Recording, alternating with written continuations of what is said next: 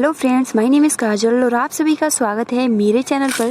और आज की इस वीडियो में हम डिस्कस करने वाले हैं UP DElEd second semester subject social study. जी हाँ फ्रेंड्स, जैसे कि हमने कल डिस्कस किया था मौर्य काल, मौर्य वंश। ठीक है, आज का जो टॉपिक रहेगा वो रहेगा गुप्त काल। ठीक है फ्रेंड्स, तो चलिए फ्रेंड्स हम स्टार्ट करते हैं और आज की इस वीडियो में बहुत ही अच्छे से डिस्कस करेंगे गुप्त काल के बारे में। ठीक है, कौन किस समय क्या कब हुआ। ठीक है, और नेक्स्ट वीडियो में हम गुप्त काल के पतन के बारे में डिस्कस करेंगे। तो चलिए फ्रेंड शुरू करते हैं। तो सबसे पहले तो जो आपका गुप्त काल होती है, जो उसकी राजधानी होती है वो पाटलिपुत्र, और जो भाषाएं प्रयोग होती थी वो संस्कृत, प्राकृत। ठीक है, और धर्म हिंदू धर्म, बौद्ध धर्म और जैन धर्म। और शासन जो थी वो पूर्ण राजशाही थी। और देखिए महाराजा धीराज कौन कौन थे, तो जो श्री गुप्त, जो इसका ईसा पूर्व है ये बहुत ही आईएमपी है। ठीक है, जो इसका ईसा पूर्व है ये बहुत ही आईएमपी है, जैसे कि आप देख सकते हो 240 से 280 ईस्वी। ठीक है, ये बहुत ही इम्पोर्टेंट है। फिर उसके बाद चंद्रगुप्त प्रथम आए, जिनका ईयर है 319 से 335। फिर विष्णुगुप्त आए, जो इनका ईयर है 540 ईस्वी से 550। तो चलिए फ्रेंड्स शुरू करते हैं। तो सबसे पहले थोड़ा देख लेते हैं। यहाँ देख सकते हो कि मौर्य वंश के पतन के बाद, जो हमने कल मौर्य वंश पढ़ा था, उसके बाद जो आया वो आया था गुप्त काल। ठीक, तो मौर्य वंश के पतन के बाद दीर्घ काल में हर्ष तक भारत में राजनीतिक एकता स्थापित नहीं रही। वहीं कुषाण एवं सातवाहनों ने राजनीतिक एकता लाने का प्रयास किया। मौर्योत्तर काल के उपरांत तीसरी शताब्दी ईस्वी में 3 राजवंशों का उदय हुआ, जिसमें मध्य भारत में नाग शक्ति, दक्षिण में वाकाटक तथा पूर्वी में गुप्त प्रमुख है। ठीक है, ये 3 भागों में बटा है, जिसमें मध्य भारत में नाग शक्ति, दक्षिण में वाकाटक और पूर्वी में गुप्त वंश प्रमुख है। अब देखिए, मौर्य वंश के पतन के पश्चात नष्ट हुई राजनीतिक एकता को पुनः स्थापित करने का श्रेय किसको जाता है, तो गुप्त वंश को जाता है। तो यहाँ से प्रश्न उठ सकता है कि मौर्य वंश के पतन के बाद नष्ट हुई राजनीतिक एकता को पुनः किसने स्थापित किया, इसका श्रेय किसको जाता है, तो इसका श्रेय जो जाता है वो जाता है गुप्त वंश को। ठीक है, गुप्त साम्राज्य की नींव तीसरी शताब्दी के चौथे दशक में तथा उत्तरी उत्थान चौथी शताब्दी की शुरुआत में हुआ था। अब गुप्त वंश का प्रारंभिक राज्य आधुनिक उत्तर प्रदेश और बिहार में था। ठीक है, आज के समय में गुप्त वंश का प्रारंभिक राज्य उत्तर प्रदेश और बिहार में। अब देखिए यहाँ गुप्त वंश की उत्पत्ति कैसे हुई। ठीक है, तो देखिए गुप्त साम्राज्य का उदय तीसरी शताब्दी के अंत में प्रयाग के निकट कौशाम्बी में हुआ था। ठीक है, गुप्त साम्राज्य का उदय तीसरी शताब्दी के अंत में प्रयाग के निकट कौशाम्बी में हुआ था।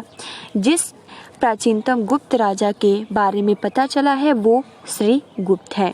हालांकि प्रभावती गुप्त के पुनः ताम्रपात्र अभिलेख में इसे आदिराज कहकर संबोधित किया गया है। किसको, तो श्री गुप्त को। श्री गुप्त ने उसके बाद आप यहाँ देख सकते हो कि जो श्री गुप्त थे उन्होंने चीनी यात्रियों के लिए एक मंदिर बनवाया था, जिसका उल्लेख चीनी यात्री इसिंग ने 500 वर्षों बाद सन 671 से सन 600 यहाँ आपका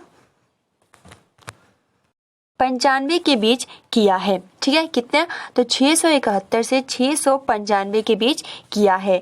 पुराणों में ये कहा गया है कि यह आरंभिक गुप्त राजाओं का साम्राज्य गंगा द्रोणी, प्रयाग, साकेत यानी अयोध्या को साकेत भी कहा जाता है, तथा मगध में फैला था। श्री गुप्त के समय में महाराजा की उपाधि सामंतों को प्रदान की जाती थी। अतः श्री गुप्त किसी के अधीन शासक था। और प्रसिद्ध इतिहासकार के.पी. जायसवाल के अनुसार श्री गुप्त भारशिवों के अधीन छोटे से राज्य प्रयाग का शासक था।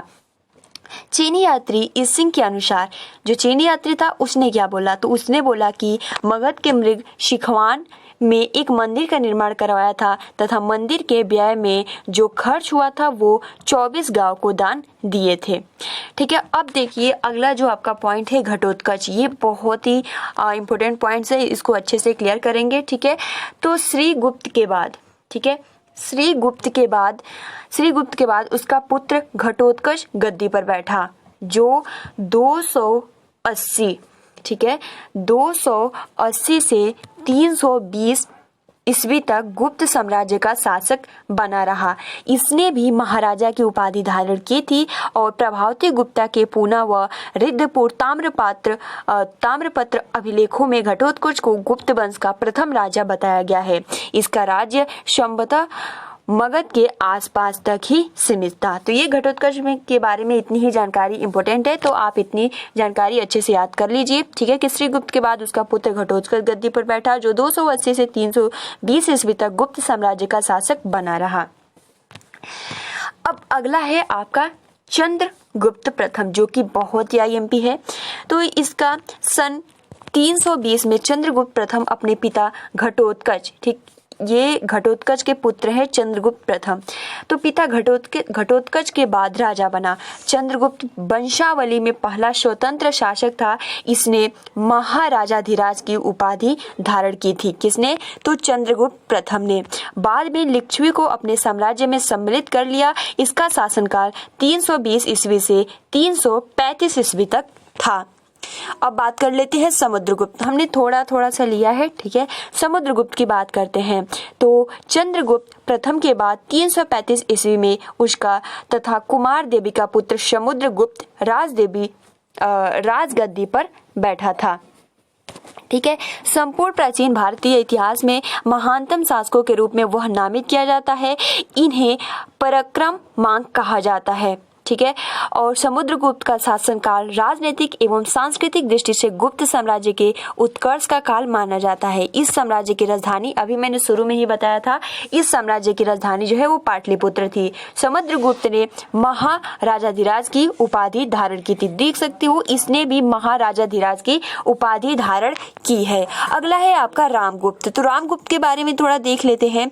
तो समुद्रगुप्त के बाद रामगुप्त सम्राट बना, लेकिन इसके राजा बनने में विभिन्न विद्वानों में मतभेद है। किसके? तो रामगुप्त के बारे में। अब अगला है आपका चंद्रगुप्त द्वितीय विक्रमादित्य। ये जो जितने भी है बहुत ही इंपॉर्टेंट है। तो देखिए चंद्रगुप्त द्वितीय, अब यहाँ से आप देख सकते हो कि चंद्रगुप्त द्वितीय के बारे में दिया गया है, जो यहाँ इसको 3 कहते हैं, ठीक है, इसको 7 और इसको 5। तो ये 375 ईस्वी में सिंहासन पर आसीन हुआ और वह समुद्रगुप्त की प्रधान महिषी दत्त देवी से हुआ था, ठीक है। वह विक्रमादित्य के नाम से इतिहास में प्रसिद्ध हुआ। उसने 375 से 415 ईस्वी तक 40 वर्ष तक शासन किया है, ठीक है। अब देखिए इसने कहाँ विजय प्राप्त की है। तो शक विजय में, वाहिक विजय में, बंगाल विजय पर, ठीक है, गणराज्यों पर इसने विजय प्राप्त की थी। तो किसने? तो चंद्रगुप्त द्वितीय, यानी इसको विक्रमादित्य के नाम से भी जाना जाता है। और ये जब सिंहासन पर आसीन हुआ वो सन था 375, ठीक है। चलिए नेक्स्ट देखते हैं। तो नेक्स्ट है आपका कुमारगुप्त प्रथम।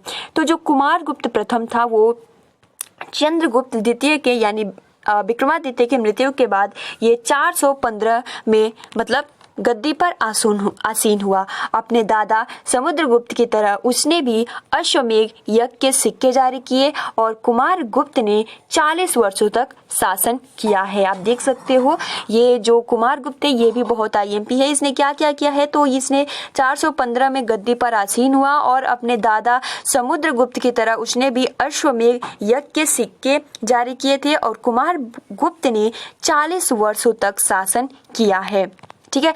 और देखिए जो कुमारगुप्त था किससे युद्ध किया है? तो सबसे पहले तो पुष्यमित्र से इसने युद्ध किया है, ठीक है। भीतरी अभिलेख से ज्ञात होता है कि कुमारगुप्त के शासन काल के अंतिम क्षण में शांति नहीं थी। इस काल में पुष्यमित्र ने गुप्त साम्राज्य पर आक्रमण किया।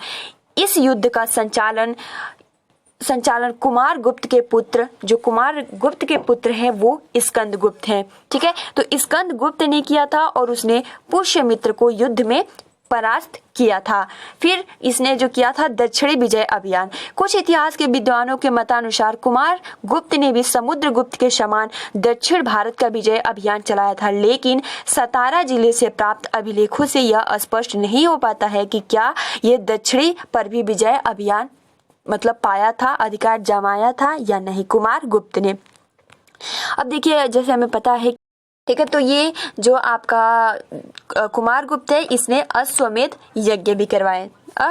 नीचे स्क्रॉल करते हैं, उसके बाद देखते हैं स्कंदगुप्त, जो कि बहुत ही आईएमपी है। ठीक है, तो इसके बारे में हम थोड़ा जान लेते हैं। तो पुष्यमित्र के आक्रमण के समय ही गुप्त शासक कुमार गुप्त प्रथम की 455 ईस्वी में मृत्यु हो गई थी। इसकी मृत्यु के बाद उसका पुत्र स्कंदगुप्त सिंहासन पर बैठा और उसने सर्वप्रथम पुष्यमित्र को पराजित किया और उस पर विजय प्राप्त की। हालांकि सैन्य अभियानों में वह पहले से ही शामिल रहता था।